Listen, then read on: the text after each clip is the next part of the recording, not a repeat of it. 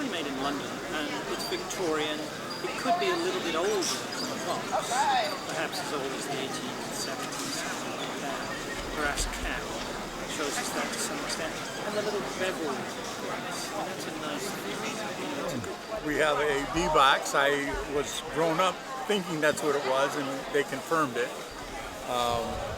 She was quite interested in it, so thought it was quite unique, and was undoubtedly handmade and well made, and also felt that it was probably worth between $400 and $600, possibly a little more. It's really nice. I think it looks like Fauvert or something. F-A-U-V-E-R. Unfortunately, that painting is just so silly. It's silly. Yeah, he's drinking a whole wine. I saw it at an auction and it was priced much higher. And when the bidding started going, it was clear it was not going to go anywhere near that. I liked it immediately. So when the bidding it was a number that I could handle. So I got it. But it makes me smile. What's the most interesting thing you've had so far? Today? Yeah. Well, the most interesting thing today was an 1888 poster for a Sturbridge fair. Whoa. Which was great.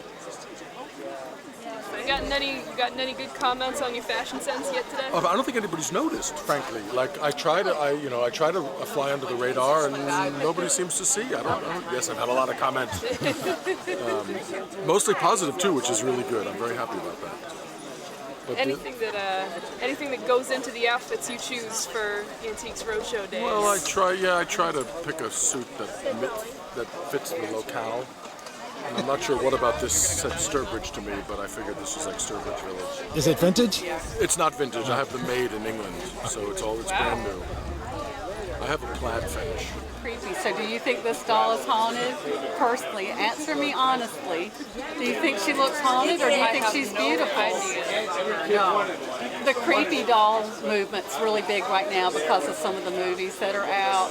And it's a little disheartening because dolls are, when you have a doll and you're a child, it's that item that can comfort you.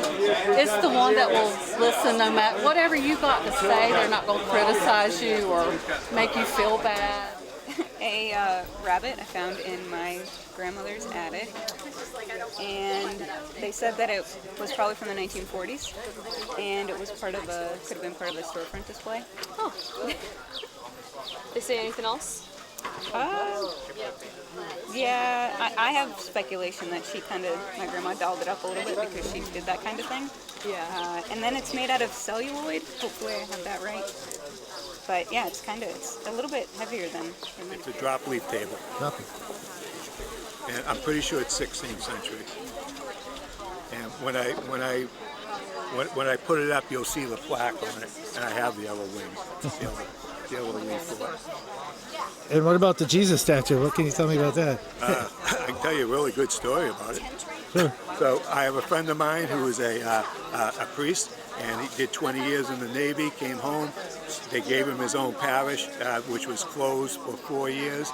And he got a couple of dumpsters, and he was throwing everything out, and this was tucked away in a closet. So he took it out, dusted it off, and put it on in the main part of the church. And all the parishioners told him to get it out, of scaring the kids. So what he did after that, because he's a prankster, he'd go to a cookout and he'd bring it and he'd put it in the guy's bathroom or in his kitchen or something like that. And then they just started doing that to all their friends, just dropping it off at their house. And the last time this guy went out, he dropped it off this guy's house twice, and he said, "Richard Burton, you got to promise me you're never going to put this in my house again." And he promised him. Went back that night, went in his backyard, put it on a pool float, and floated him around in the pool. So when the guy came out the next day, that Jesus was doing laps. 30 seconds now, so busy there. Oh my God, what happened? Yeah. Hey, good luck. Thank you so much. What's your name? David. David. Thank you, David. What's your name? Michael. Michael. Okay, Good luck. thank you. Hope to see you on TV. Me too.